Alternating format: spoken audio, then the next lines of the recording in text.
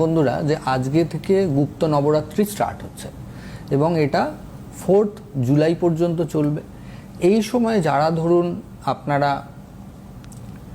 ভাবছেন যে আপনাদের গ্রহগত কিছু দোষ ত্রুটি রয়েছে, যেগুলো ধরুন আপনারা কাটিয়ে উঠতে চান, তো সেগুলো এই সময়টায় ঠিক করবার জন্য খুব ভালো টাইম।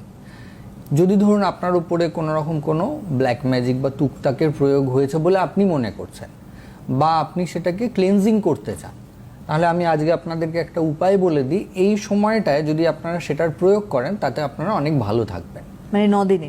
এই 9 দিন করতে হবে, 9 দিনই করতে হবে। আচ্ছা, উপায়টা আজকে দিয়ে স্টার্ট করলেন, টানা 4 তারিখ পর্যন্ত করতে হবে। বিষয়টা করবেন কি, একটা ঘিয়ের প্রদীপ জ্বালাবেন।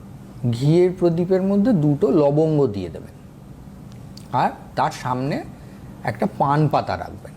ওই পান পাতার সামনে আপনি ওম হ্রিং ক্লিং চামুণ্ডায় বিচ্ছে এই মন্ত্র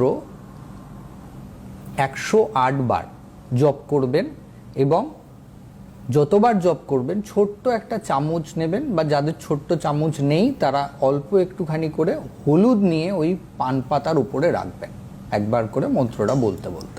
108 বারই রাখতে? 108 বারই অল্প অল্প করে রাখতে হবে। এবারে যখন আপনার পূজা সম্পন্ন হয়ে গেল, পরের দিনকে আবার ঠিক ওই নতুন পান পাতা রাখবেন এবং ঠিক সেমভাবে কাজটা করবেন। নতুন আবার প্রদীপ জ্বালাবেন, সমস্ত কিছু করবেন, পুরনো জিনিস আবার পরিষ্কার করে ফেলবেন। কিন্তু এই পান পাতা আর হলুদটা কি করবেন আপনাদেরকে বলি।